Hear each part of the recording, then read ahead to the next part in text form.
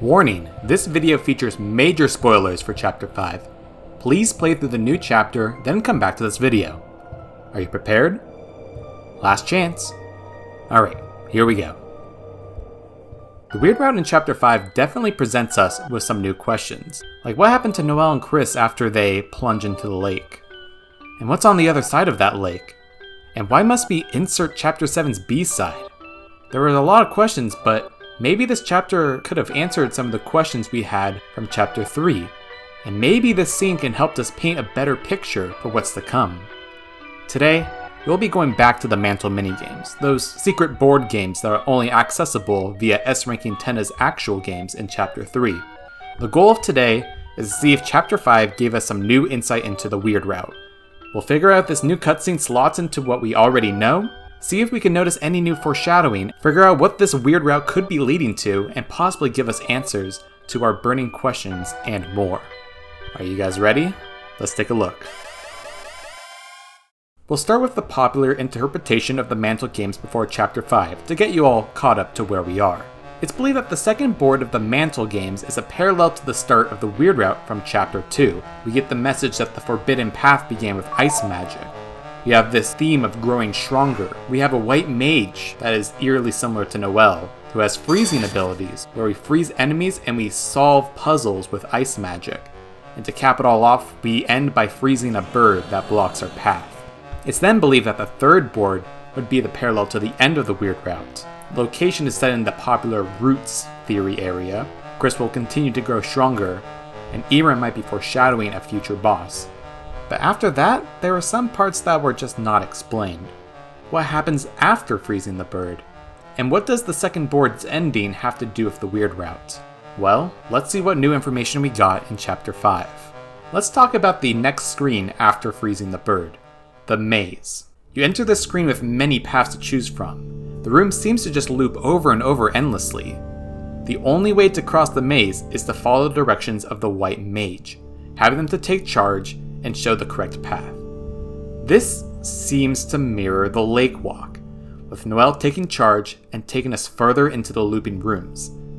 In this case, the seemingly endless lake. I do want to give a quick shout out to Sick Rocketeer 09. I saw their video while I was making the script for this one, and they made a further connection to what I have made. They not only said that the maze was the lake walk, but they also said that it was everything between us ending the Chapter 2 weird route and all the way up to the lake walk. They noticed that the directions that the white mage takes perfectly matches the directions we take after Chapter 2, following Noelle to various locations. We start by going up, then to the left, to the Noelle household, before heading back right to the lake and continuing on further from there. It's a pretty interesting connection, and I feel like it wasn't going to do justice if I didn't mention it, so shout out again to Sick Rocketeer 09. Eventually, we do make it past the looping rooms, and then we approach the door. So if the looping maze is a parallel to the lake walk, that means that what comes next in the Mantle minigame should give us insight on what's on the other side of the lake, and what's going to happen to Noelle and Chris. After opening the door, we get the text, "She was used up," which is not a good sign considering what we see happen. On the other side of the door is Iram's hiding spot, and we get the shelter key. Now, I believe the shelter key has some significance, but I'll have to get into more of it later once we start to get a bigger picture of the Mantle minigames. But after we get the shelter key, we get used up and the board is over. Now, this is all well and good, but I came up with another interpretation. There is another point of interest in the second board, the screen before the Ice Palace. Question: how did we get to the Ice Palace in the first place? We had to cross a large body of water. Not only that, but if you look at where the water meets land and rotate the board on its side, you can clearly see a shore and a very familiar looking set of trees that perfectly matches Hometown's path to the lake. What's most damning is what happens if you cross the river but don't have the ice key from the first board. We are prompted with the message, "Aren't you forgetting something important?" Now tell me, doesn't that seem to match the Insert Chapter 7 Side B screen a little bit too well? This implies that the lake walk happens at the start of the second board, and the Ice Palace isn't a parallel to Chapter 2, but instead what we'll do once we insert Chapter 7 Side B. This makes some sense, as the Ice Palace doesn't fully match what happened in Chapter 2. Chris is the one that's growing stronger, not Noelle, meaning that Noelle is probably already strong enough. And the layout of the Ice Palace doesn't seem to match Cyber City at all, so it's probably an entirely new area. There are still some problems, though, with this interpretation. As much as I squint, the rest of the starting screen doesn't match up with Hometown. There's a few key locations that can maybe line up, like how the Heart Island is in the general location of the shelter, and the secret path to get to the raft is where the school or castle town is. But it's not much, and it's a loose fit anyways. And also, like, come on, freezing the bird is almost certainly a reference to Snowgraving Birdly. It could still be a new event that we don't know about, or it could be a scene that references the event in a flashback kind of way, but those of these answers feel inferior to the simpler explanation. But either way how you look at it, both interpretations have the same outcome. At the end of the road, both Noelle and Chris get used up. As an aside, the "you" may refer to the player and not Chris, but I don't see how that could be true or how it would even play out. Like, would the game delete itself? I'm not totally convinced on that. The purpose of even crossing this lake and doing all of this is to get the shelter key. More on that later. In both interpretations, we also need the ice key to progress. Once to even enter the Ice Palace, and another time to get to Eram's hiding spot where the ice key is actually used. So, what is the ice key? Well, if we take it at face value, the ice key is Chapter 7 Side B. But will we just get our hands on Chapter 7 Side B when Chapter 7 releases? And in the Mantle minigames, we do need to actually get the ice key. We need to do some actions to get it. And if you want even more evidence that the ice key is an actual important thing that we need to consider for the weird route, then take a look at this special page from the Spamton sweepstakes.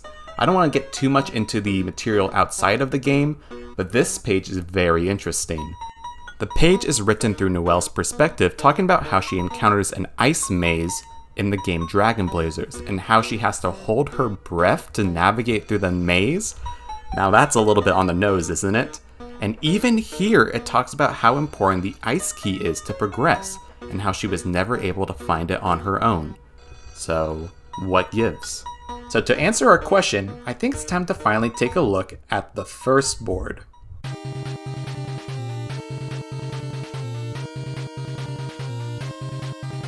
So if we assume that the Insert Chapter 7 Side B message and the Aren't You Forgetting Something Important messages are equivalent, then the answer to our ice key questions must lie in Chapter 7, meaning that the first board is going to be a location in Chapter 7. Now I don't think it's going to be the desert with a pyramid, but rather we should take note of the layout and the key features. Perhaps instead of a pyramid, this Chapter 7 location is some kind of temple. Really, it could be all sorts of things, but the important thing is that we need to pay attention closely to this board. Now hold on, it says specifically to enter Chapter 7 Side B. Now in case you don't know, Side B is just another term for the weird route. The term Side B is used in some of the weird route assets in the game files. But if we follow the weird route all the way to Chapter 5, we end up in the lake. So how can we get to Chapter 7 Side B? Well, one explanation is we need to abort the route at the lake. While this seems to make us leave Side B, there still seems to be larger ramifications that doesn't make us truly go back to the regular route. While that may be true, I believe there's a simpler explanation. There may be a new way to access Side B, starting in Chapter 6 or 7. It all has to do with something I've neglected to talk about until now, something that the Mantle minigames are all centered around: the sword and Chris. Now, the Twisted Sword is a heavily debated subject. Like, what is its significance, and why do we need a thorn ring to craft it? And is it even an item specific to the weird route? The debate is definitely more controversial now that it seems impossible to truly follow the weird route and also craft the Twisted Sword, since we don't have all the shadow crystals and, well, Chris and Noelle are probably dead or will die. So is the Twisted Sword an aborted or failed weird route exclusive item? Maybe, and I do think we can get the Twisted Sword easier if we do end up getting the Thorn Ring from Chapter 2. But what if we can craft the sword without ever needing to step into the weird route? After all, isn't it weird that we get the Thorn Ring from Spamton? What does thorns have to do with the cyber world, or with the cold theming of the Snow Ring and Freeze Ring? I believe we may be able to get our hands on a different thorn ring, the thorn ring's natural location in a future chapter. Perhaps where Roots is? This still seems like pure speculation, but do consider why the sword is supposedly the first thing we do in the first board, and all the current Snowgrave related stuff is in the second board. Like, wouldn't it be redundant to hint how we enter the weird route in chapter 2 in the second board if we already need to do it in the first board? All of this to say is that I believe the Twisted Sword route isn't a third unique route, but rather a new part to side B, but not focusing on Noelle, but rather Chris. Now, why Chris? If we believe the first board is an event that happens in chapter 7, then why do we not have Noelle? Especially if Noelle's teased to join the party permanently in chapter 6. Now, this is merely just a prediction, but if we attempt to freeze the enemies in chapter 6 and beyond, there may be a way to unfreeze them. After all, we did just get confirmation that another one of our party members has fire magic. Isn't that convenient timing? So if we can't grow stronger with Noelle, that leaves only one viable party member, the sole star of the Mantle minigames, Chris. Now let's analyze the first board as it pertains to the weird route supposedly starting back up again in chapter 6 or chapter 7. Chris ends up getting the Twisted Sword, in one way or another, depending on if you've done the weird route up to this point or not. Then we start to kill all the enemies in the board, growing stronger. Now there's nothing that really stands out in this section, to me personally. We should pay attention to the larger layouts of the rooms, but the rooms themselves don't stand out, nor the enemies or their positioning in the room. But things get interesting once we reach Sword level 3. Once we get to this level, we access an exclusive location, a blue location. This for sure will be an area we would need to look for in chapter 7. Once again, the enemies don't stand out much here, except for one, the bird. Now this could very well just be a new NPC or enemy we find in chapter 7. But what if it's the same bird as in the second board, Birdly? It would make sense why we don't need to kill the bird, that it's entirely optional. At this point, Birdly could either be alive and well, or at the hospital. So I think this may foreshadow a possible optional encounter if we start this route without doing the events in chapter 2. But we are not done once we reach max sword level. Before we finish the board by getting the ice key, we have some new, interesting locations only accessible at this sword level. Firstly is the 2 secret entrances at the pyramid, or temple or whatever, off to the sides of the trees. These locations shows us parts of Friend, which has its own implications. But because we don't really interact with them and nothing else really happens, I can't make a prediction on what this will mean in chapter 7. My only guess is that we need to collect parts of Friends to meet him properly, but this isn't really reflected in the minigame at all. There's also this room with many stairwells. I almost certainly believe that these stairwells must represent something, but I'm not entirely sure. My first thought is that these could represent dark fountains or dark worlds, and perhaps so many stairwells in this one section may represent the roaring or where the roaring will take place. When I had this idea, I had to go back to the second board.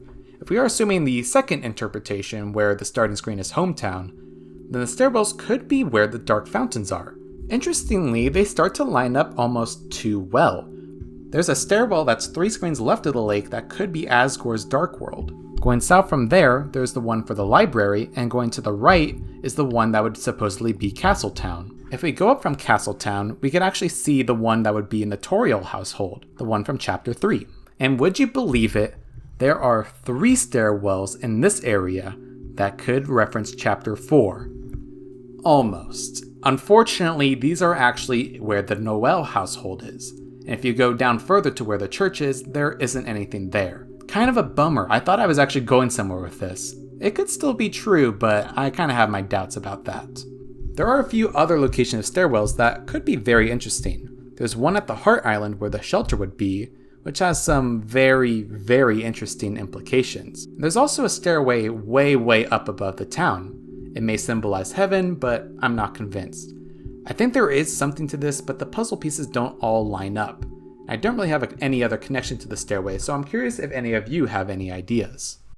In the stairwells though, we do see Eram saying that they will see us soon, which does actually happen later in the second board, which gives me further confidence saying that these events will happen together in this sequence. But the most noteworthy moment in the first board is breaking out of the bounds and getting lost in a sea of trees. Getting lost in a forest. This must be an important event. There's already a lot of talk about out-of-bounds areas being important, but here it's just kind of shown outright. There's also the fact that this is very familiar. Just like in the second board, we are stuck in looping rooms once we go beyond the trees. But this time, there is no other side. We don't have someone to guide us. All that happens is we eventually find a chest, we get the ice key, and the board ends. No end area, no resolution, it's just over. I think the sequence in the lake walk could be parallels or connected in some way. Now this is going to be a bit of a tangent, and the idea is kind of silly, but hear me out. If the forest maze, as I'll call it, and the ice palace maze are two sides of the same coin, what does that tell us? If the ice palace maze is synonymous with the lake and water, and the forest maze is obviously trees, then does that mean the concept of trees and forests is the same as water and lakes? Let's take a quick step back to the starting screen of board 2. Let's stretch out our disbelief and truly say that this is supposed to remind us of Hometown. In the light world, trees surround all of Hometown, but in the board game, water surrounds us instead. So if the idea of water and trees are the same, then it makes sense, let's say, for the shelter to be an island, as it's surrounded by trees and foliage, way off the path from the rest of Hometown. The sole reason I'm bringing all this up is something that resonated with me while coming up with this analysis. Lost where the forest would grow, the children followed the pointed tail. The location of this mysterious place is still a big mystery, but hang on. If this screen is supposed to be Hometown and it's surrounded fully with water, then we should expect Hometown in the light world to also be fully surrounded in forest. But it's not. There is one place where this isn't true. The lake. The place where the forest would grow if it wasn't for the lake. And there's actually one more thing that I came up with while editing this video. Lost where the forest would grow, the children followed the pointed tail. Many believe this pointed tail is the one from Image Friend, the Tail of Hell. But I actually think it's something else. What else is a pointed tail but a mouse cursor? Something that has both a point and a tail. The mouse cursor could be referring to the player. Now this is silly obviously because our cursor is not shaped like the typical cursor. It's a heart, it's the soul. But maybe we need to think at a lower abstraction. Maybe we need to be thinking about Dragon Blazers, a game that could very well have this kind of cursor. And if you're not satisfied with that, then perhaps we need to think abstraction level above, where it's our actual mouse cursor, the one we use to open the game. I'll leave you guys with that. Now let's finally get to the ice key and what will happen to Chris at the end of chapter 7b. But before getting there, we need to talk about Deltarune's save files. A recurring design element in Undertale is the de-gamification of the game. For example, the save and load points are explained through determination, which in of itself has a deeper connection to the darker points of the story. Other gameplay staples like experience points and leveling up have their own in-world explanation, and this isn't exclusive to Undertale. Deltarune, while itself may in fact be a game or a program in lore, does have its inhabitants aware of its gameplay elements. Like just now in chapter 5, Rousey reveals that the HUD elements are just out of view, but barely visible if one dares to look beyond. With all that said, there's something fishy going on here, and I don't believe for a second that these are just save files. The world of Deltarune may be bigger than its individual saves, and they in fact might even be connected. When we talk to the Forgotten Man in chapter 5, there's a bit of dialogue if we do not have all the eggs. He pointed in the distance. Over there was another tree. Craning your head, you notice that there was another tree after that. Now because this dialogue may only appear if you don't have all the eggs, it may just reference that there's other eggs to find. And that makes sense as the chapter 1 tree is the same exact as chapter 5's. But it makes less sense from there. All the other trees are different. But what about this perspective? What if the trees Chris sees are the other saves? You do only notice 2 other trees, one for each of the save files. And also the game is no stranger to changing dialogue based on what save file you're playing in, so surely something odd is going on.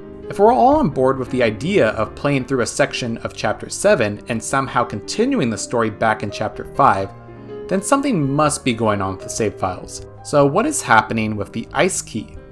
I don't think it's going to be a physical item. Like, it's not going to be an actual ice key. Like, even the strangest of items, the shadow crystals or the Forgotten Man's eggs, don't transcend the save files. So what does carry over between save files? We do. If we, the player, are tied to the soul fully, then there's no denying that the soul is the same soul in each save file, because we're the same player. What is the ice key? It's a metaphorical key. It's a solution. We can't bring a physical item between save files, but we can bring our knowledge and information over instead. Now, I don't have a solid theory on what the ice key is, but maybe the force being equivalent to the lake might have some more merit than we think. Perhaps it's being the connecting factor between the light and dark world, literally in terms of the game rather than the lore. I'm not fully on board with this idea as this presents problems for the third board, but I really don't have a better answer. If someone else has a better idea on what the ice key represents, please let me know. But for now, the important matter is something will happen when we get lost in the forest that will allow Chris and Noelle to progress beyond the lake. So what's going to happen to Chris back in Chapter 7b? Well, I hate to say it, but I think that timeline will be stuck. Softlocked, if you would. And if we truly think Noelle and Chris are being used up at the end of the Ice Palace, then that timeline is also going to end there. So what's all this getting at? Well, I think there's a reason that there are 3 save files. It's the same reason why there are 3 boards. There's 3 actions we need to take to get to the end of whatever the weird route is. And we need every save file to do it. Yes, that would mean that in order to see the end of the weird route, we would need to sacrifice the save file with the normal route, which I think would be a very tough decision for many people, but it's totally something I could see happening from Toby Fox. So what then is the final piece of the puzzle, and what is the ending? Well, we have one more board to look at, don't we?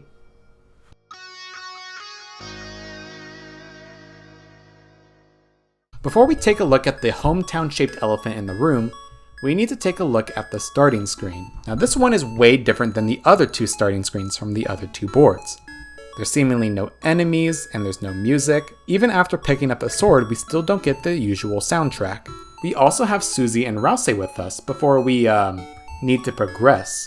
And then we have the sword power to break through the boundaries and find the manhole out of the starting screen. Now let's start out the manhole. Out of all the locations in the Mantle minigames, this is the only one I could say we know where it is with 100% accuracy.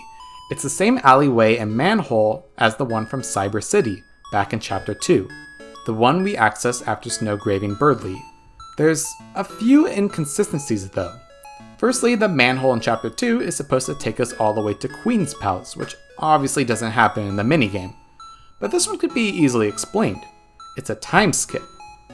Unlike the other screen transitions, this one is a pure fade to black, so it's safe to assume that it's not a direct transition. The larger, more important inconsistency then is why does Cyber City not look like, well, Cyber City? You know, we can explain the manhole inconsistency with the fade out, but this here is a direct screen transition. And why are we with Susie and Rouse and not Noelle?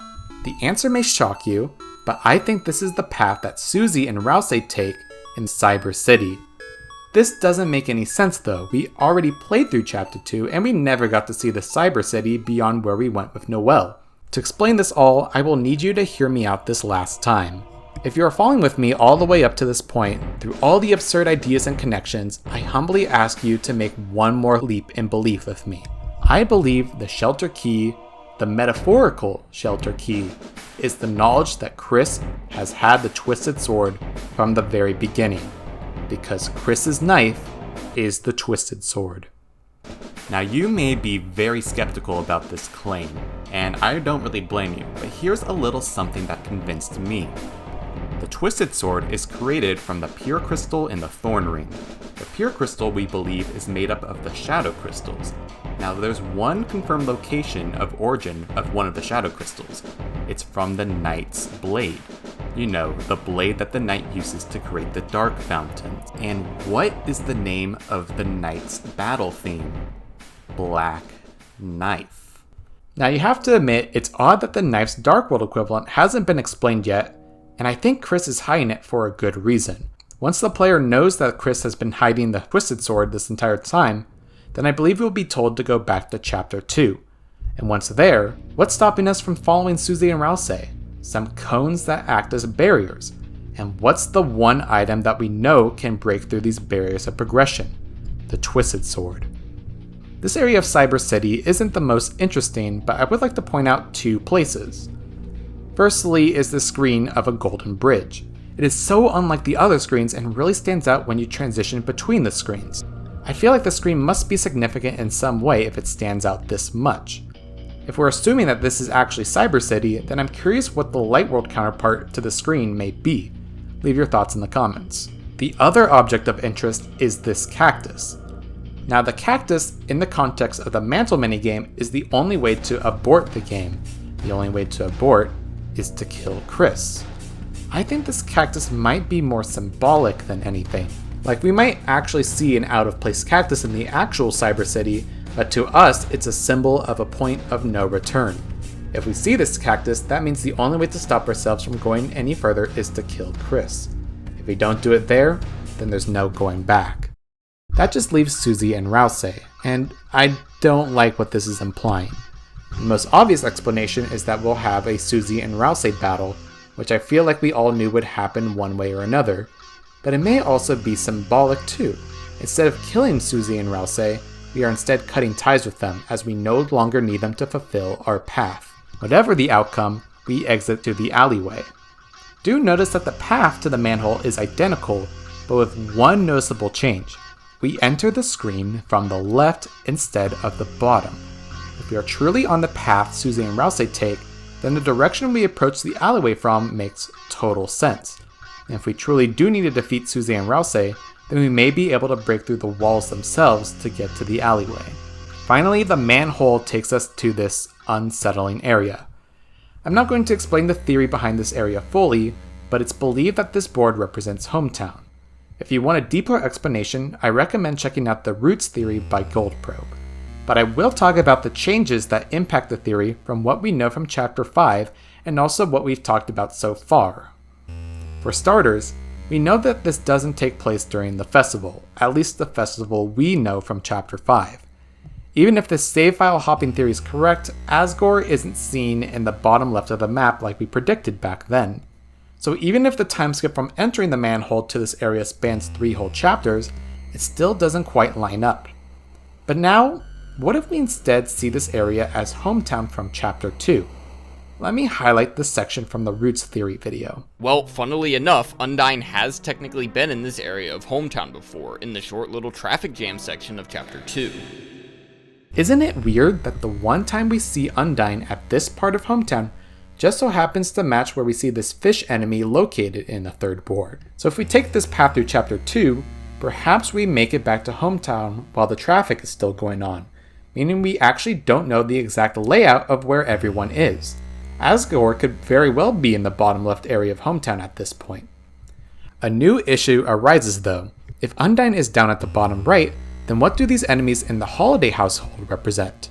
Like, it was already weird that Undyne and Alphys were represented in this area, so it's not too surprising if these enemies are supposed to represent someone else. I don't have any solid ideas, but I do want to call out the enemy being monochrome. Like, let's say this enemy is a goner. It kind of makes sense that they're in the Holiday household, because of Carol being a key player in the events of Deltarune. But what would that entail? I have no clue. One last thing I want to point out is the area where the lake would be. A lot of you may already know, but this enemy that copies your movements can be seen as a black deer if a torial variable is removed. Now if the second board takes place beyond the lake, then that means that Eram should be the one behind the lake. It's their hiding place after all. So does that mean that Eram is Des? I don't want to get too much in the weeds here, but there's something going on here that should be picked apart more by someone else. With all that out of the way, it's finally time to see how this board ends. Once we're done slaughtering everyone in Hometown, we break through the trees near the school to a new path. In this board, we meet Tenna, who then explains lore specific to Chapter 3. Now I'm not sure if we're supposed to take this section as hints towards the weird route, or if it's purely just character building for Tenna in Chapter 3. But I do have one idea what this could mean though. At this level of abstraction, Tenna is the one who modified the original Mantle game. He's the creator of at least the main game. Now who could this parallel, who is considered to be the creator of Deltarune at the larger abstraction? Now this is entering into theorizing on top of theories, but I do think it's not unreasonable to see Gaster at the end of the game, as many are hoping to be the case. I actually have one more point to add to this idea that Tenna is representing Gaster. If we go back to the second board, and we once again look at the board as hometown and see the water as trees, that would make the Heart Island the shelter. And who do we see when we enter the staircase there? Tenna. I'll leave it at that. So let's say we have an epic battle with Gaster. What happens next? We make it to the shelter, probably force the code out of Chris, and finally have a battle with Eram. And I think that's as far as I can go. As much as I want to come up with an epic conclusion to the route, I just don't have enough information. Except for one last detail. Chris leaves the Mantle minigame and enters the world of Deltarune. Perhaps in a way, Deltarune's Chris can be set free too, on a scale much larger than we thought. How terrifying. I want to end on some final remarks. Firstly, as much as I tried to cram in every question mark and every unknown, there are just some things I can't explain. Like, why do we have the sword in the second board?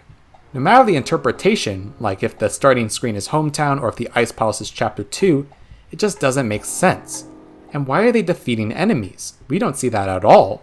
That is something I just can't explain away. Also, do I really think all of this is going to happen?